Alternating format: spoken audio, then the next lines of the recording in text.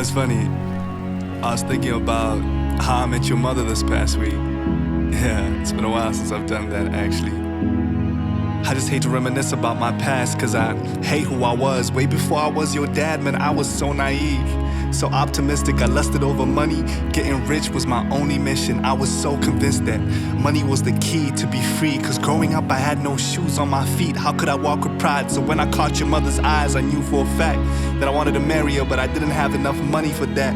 And at the time she was a nurse at Paradenyatwa, but I couldn't even get a job at Bata, in this land of no opportunities, no industries, so many degrees but no vacancies. It was plain to see that I had no other option, so I started exchanging cash on the black market. I was making a profit but dodging police often. To be honest, yes, I know you think your father is a criminal, but if you wore my shoes, you would call me a survivor. If you lived inside my home, you would call me the provider, the hustler, the grinder, a constant reminder. What's that saying in idle mind?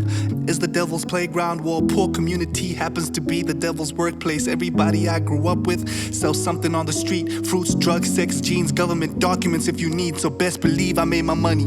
But what's particularly funny is when I finally managed to make your mother fall in love with me, her parents tried to stop it in the instant that I couldn't pay lobola, couldn't purchase their permission. But forget it, cause your mother soon told me she was pregnant with you.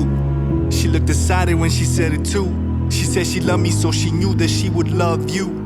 You're the expression of our love, an extension of ourselves. But I could tell she's scared as hell, cause the doctors were on strike. So every night we dreamed to meet you, but we never closed our eyes. See, at the time, people dying was not an unusual sight. With corona on the rise and nurses risking their lives with no support from the government, no protective gear, no equipment, no money, struggling with taxi fares, so the nurses chose to strike. But then it's us who pay the price, and it's all because money is now apparently worth more than life. Can you believe the Minister of Health was arrested for the crime of corrupt the use of money, while citizens were dying due to lack of funds in health care? Yeah, life never felt fair, but we still sent prayers. 9 months later, your mom was in labor, her belly looking fuller than the moon, in a public hospital delivery room. You were born just hours later, then they placed you in a broken incubator. God, I know we're poor, but even Christ was born inside the manger. But I guess he didn't get my message, cause you never took your first breath, you never had your first steps, you never got to change the world. That night, 7 babies died, the hospital was just a cemetery. Tonight,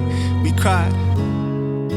And you know, I find it wild that money dictates whether or not you can have a healthy child. They said money meant everything, but I know that ain't true, cause all the money in the world couldn't buy a second with you. Damn.